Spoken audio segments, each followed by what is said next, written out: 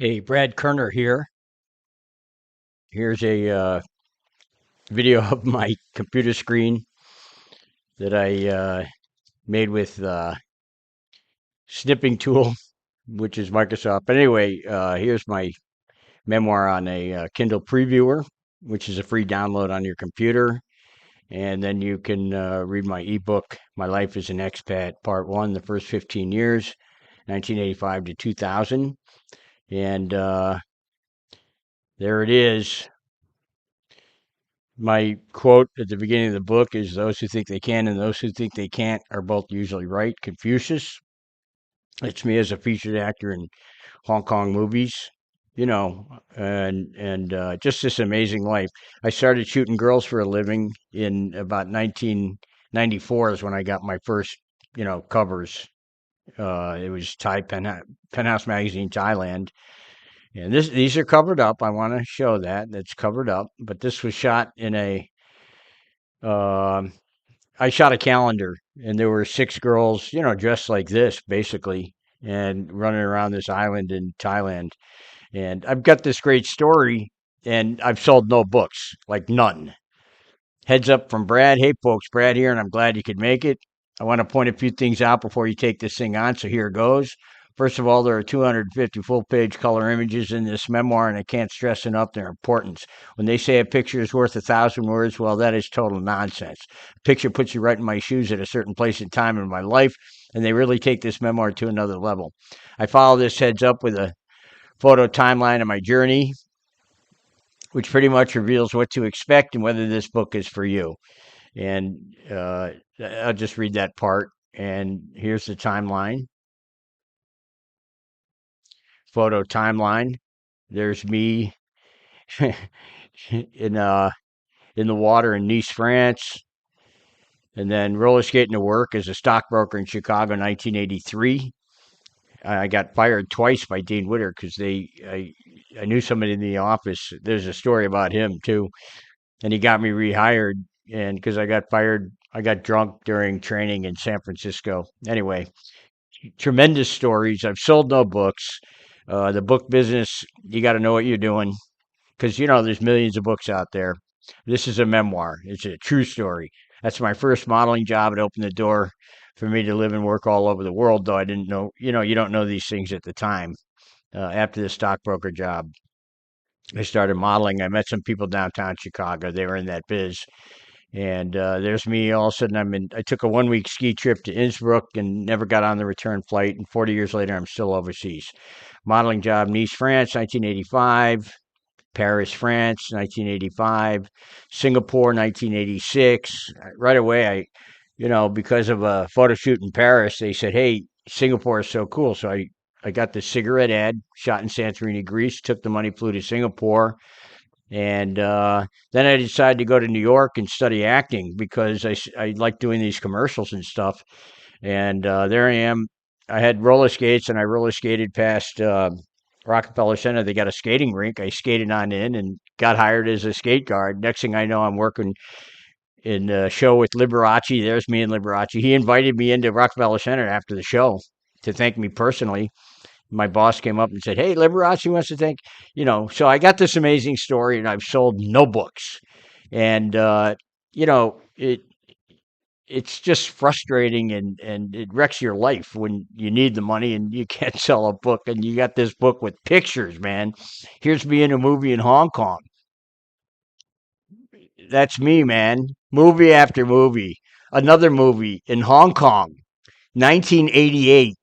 I got stories about China in 1988 you won't believe. Haven't sold a book. There's me, South China Morning Post, Hong Kong newspaper, 1988. My parents said when they flew to meet me, my pictures all over the airport. There's me in a job in China. Uh, you know, and those China stories are unbelievable, and they always involve women because I was addicted, and I'm an addictive personality, and feeding my addictions was really all I was interested in. And here's the back cover of the New Yorker. My dad brought that when they visited me in Hong Kong. He goes, "Hey, check who's on the back cover." That was his favorite magazine. And then I moved to Thailand after 2 years in Hong Kong, and right away I'm working with Richard Crenna, and I had a speaking role with him, and shot in Thailand. Last Flight Out, it was called. You could check it out. You could see you see me talk. I talk too fast, but because I never saw I never saw it until years later when I needed screenshots for the book. And then I'm in another made-for-TV movie with Joffrey Lewis, Day of Reckoning. He and I drove motorcycles around Thailand on our day off. And okay, these are covered up, YouTube. So I ended up marrying this girl. I met her in Pat Pong, an area where a lot of girls, work. She worked in a bar with pool tables, is all I remember. And there's me marrying her in a Thai wedding right there. There I am, dude and dudette. And there we are. My wedding in Bangkok. And then she would leave me because I'm, the narcissist, me, myself, and I guy that I was. And I ended up flying to Miami Beach and I moved to South Beach. I was so upset about the divorce and everything with my Thai wife. And I met this girl from Nicaragua and we went to a courthouse and got married. She was so beautiful. And there she is. I brought her back to Thailand and called my friend. I said, I need work. He goes, go to Penthouse. I did. And they said, we'll send you to an island. We got a van going tomorrow to the shore, and you can go with them. And guess who got the cover? I did, not the other crew. And that's her on the cover, my Nicaraguan wife, Miriam. And then Miriam and I go to L.A. in 1997, and we're walking around. I got the street name in the book, 72-year-old brain. And this girl works in a store, and I said, an Asian girl with blonde hair, and I said, hey, I'm shooting for this magazine. I was shooting for Thai Penthouse at that time, so that was my customer. And I said, I shoot girls for a magazine, and she goes, I wouldn't be interested, I gave her my phone number. A couple days later, she calls and says, I'll do the shoot. And I had made a cold call on Oriental Dolls magazine when I was in New York one time, passing through with Miriam, and because we were flying to I can't remember. It's in the book. And I called Pat Reshan was her name. I called her up at Oriental Dolls. She goes, send the slides. If we like them, we'll buy them. And then she ends up on the cover of Oriental Dolls. I never knew it for 30 years. Okay. Writing this memoir, I did all this research. I shot that. That's the girl. And she became famous in that business, right? They talk about the famous Oriental Doll shots, which I took. No, who would want to read about that? Nobody, because nobody buys my book. I shot this beautiful girl. There's a story about her. Ooh, you wouldn't believe that one. And that's a magazine in Hong Kong. And I shot all these covers. I was walking around L.A. and I saw this magazine rack, and there was this Barely Legal cover. And I picked it up and I go, oh my God, I shot that. I never saw this stuff at the time. I was living in Thailand. How are you going to see magazines? Walking around, magazines are sold in the United States. And here's Miriam on Thai Penthouse, they're on the Dolls. And then Larry Flint had a new magazine called Asian Fever. And that's when I contacted them before the magazine came out. And they go, yeah, we'd like somebody shooting Asian girls. And all of a sudden my work ends up on the covers of most of the Asian Fever covers. This is the very first cover of Asian Fever. And I shot it. And then Barely Legal, I didn't even know, but I didn't know a lot of stuff. So anyway, next, I shot fashion also. That's a fashion shot I did. It was my idea to shoot at that market. And dedication. I dedicate this book to my mother and father, who, in spite of all the trouble and grief and stress I've caused them over these past years, they've always been there for me and always had my back, blah, blah, blah.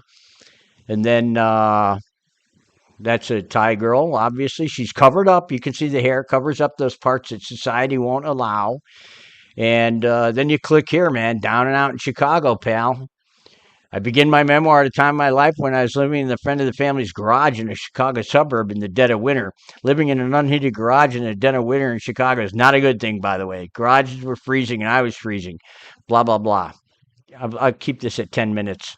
And so this is the book on... and there's me right before I got kicked out of college. You can see I got long hair. That was in the 70s. And I got kicked out of Hanover College. I bring part of my past. Anyway, it's a great book. It's got 800 pages on a pad. the audiobook is 9 hours. Thanks a lot. Okay, then that's about enough out of me. Brad Kerner here, and you can buy the ebook and audiobook on Google Play Books, and you can buy the ebook on Apple Books. I'm getting the audiobook uploaded, but it's not there yet. So the ebook on Apple Books, ebook audiobook on Google Play Books. Oh my God. How can I remember all this stuff? The audiobook is 9 hours listening time. It's $20. The ebook is, well, on this thing, it's 837 pages. These pads, they don't tell you how many pages. So uh, the print book, part one, is 460 pages, 200 full page color images. You know, I can't show these. There's a lot of girlies in there because I worked, you know, that's not NUDE. And so, you know, I was shooting girls for since 94 until 2005. But this part one is 1985 to 2000, you know, living all over the world. And, you know, so I think, you know, I don't care what somebody says, you know, they read the book and, oh no, it's no good. You know, forget all that stuff. It's a great book. It's got tons of pictures, 250 full page color images, and pictures like this, man. I'm working with Krenna in a movie shot in Thailand. I shot these covers in Thailand. And there's me in a movie in Hong Kong. There's me in Singapore. Roller skating to work in Chicago. I started the book out, you know, working as a stockbroker in Chicago. I kept getting fired. I'm an alcoholic. Clean and sober 6 years now. There's my first modeling job, which allowed me to work, live and work all over the world. Opened the door for me to do that. There's me in Paris. So the pictures make the book, put it that way. And there's 110,000 words, so figure it out. Anyway, that's enough out of me. Go to Apple Books or for the ebook, or Google Play for the ebook or audiobook, and Google Play Books, and go to Brad's Memoir.com, Memoir.com, and those links are on there. You can go. It's $20, and it's a bargain, man. You know, you got this many pages, pictures. I'm terrible at marketing this book. I mean, I haven't sold any in years. I finished it in 2021. I was on Amazon. They booted me off. Well, I was kicked out of college. My dad fired me.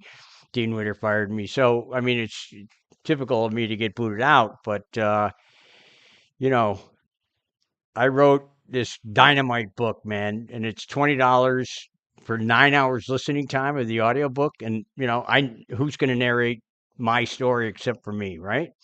All right. Well, take care. Have a good one.